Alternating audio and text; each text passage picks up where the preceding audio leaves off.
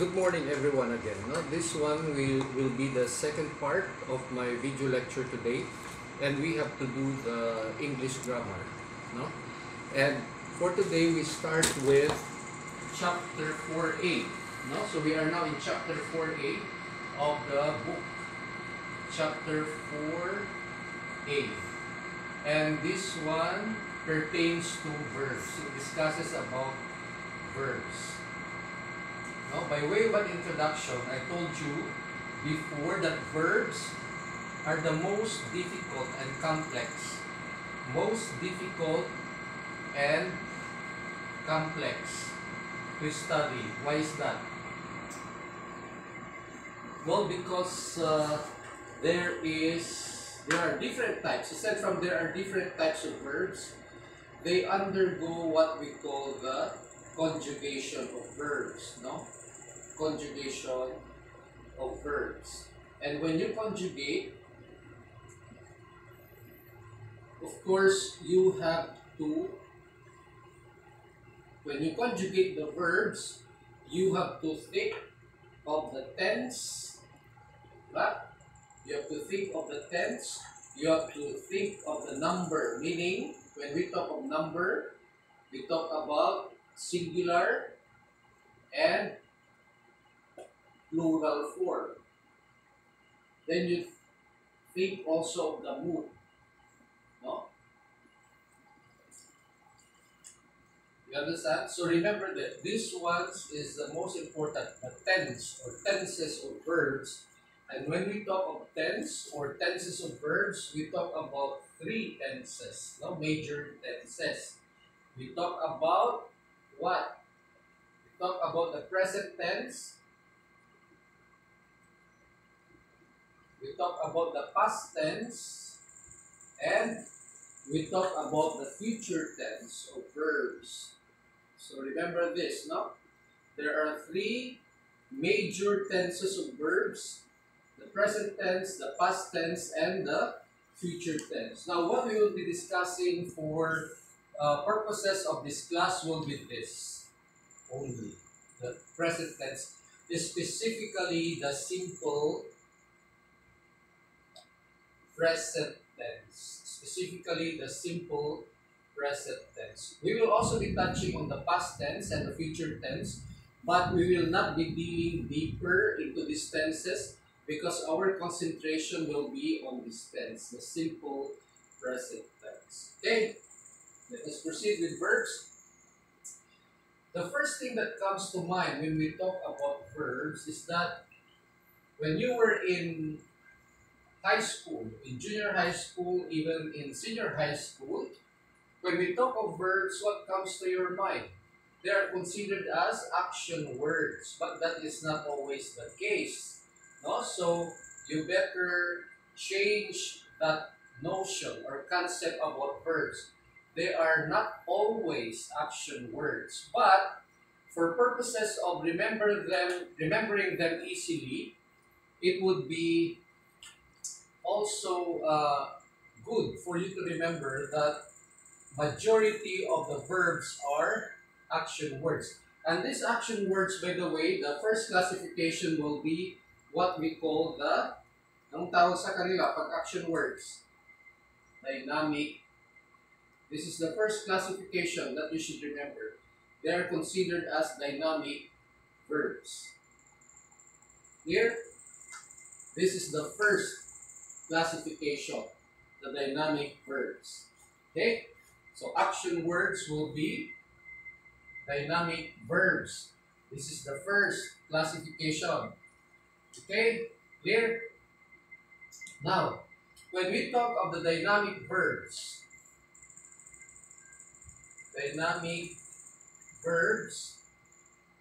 we talk of two things. No? Physical action, meaning you see that physical action. Example would be to run, to read, to cook. Check it out. You see them. You see these actions, right? To run, to read, to cook. And of course, we also have what we call mental action. Example would be to remember, you do not see it, to think, to analyze, etc. So remember this, when we talk of dynamic verbs, we talk of physical action and we also talk of mental action. But just the same, they are considered as actions. That's why dynamic. The second classification that we will take up today would be what we call stative verbs. No? So, verbs are not always action words. Diba? Second would be the stative verbs. What are stative verbs? Well, that is the purpose of which is to state something, an information, data, or state of being. But it merely describes what is that information, what is that state of being, what is that. In short, we are talking about fact or facts. Okay? So stative verbs is what we call the second classification. The most common of these stative verbs would be, what are those? What are those most common? The verbs what? So let us have this as example of what we call stative verbs. The verb to be and the verb to have. Remember these two verbs? To have and to be. No? To be. Now, if you have the personal pronouns I, no? You, singular, he, they always remember your personal pronouns because you have to start always with your personal pronouns as subject. No? Then here we have we, you, plural, and then they. So if you conjugate the verb to be, very important. You say I am. No? You are. He, she, it is. We are. You are. They are. Okay? So for here for to have, you conjugate that. I have. You have. He, she, it has. No? And then we have. You have. And then they have.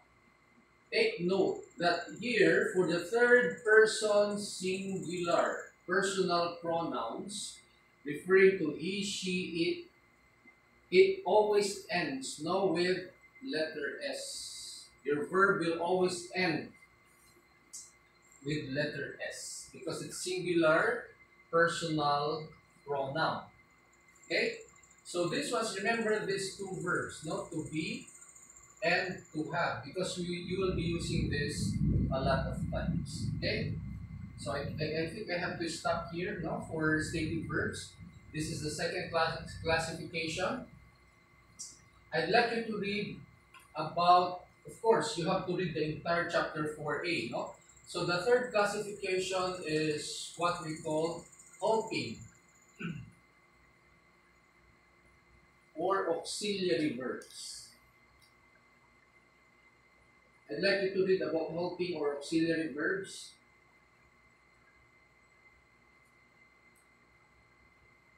Then the fourth one would be what we call the linking verbs. We will take this up next time, no? Next Saturday or Monday. And then the final one that we will, although I'm not saying that these are just the classifications, no? There are other classifications of verbs. But these are the major types or classifications of verbs that you will be studying in my class. No? So read something about helping or auxiliary verbs, linking verbs, conditional verbs, and we will take this up next time. I will not be giving you any written assignment for today, but I'd like you to memorize the preamble so that you could concentrate in memorizing the preamble and also the who are the citizens of the Philippines. Okay, if you have any other questions or concern or concerns, just feel free to leave a message in our group chat. Okay, thank you and good morning everyone.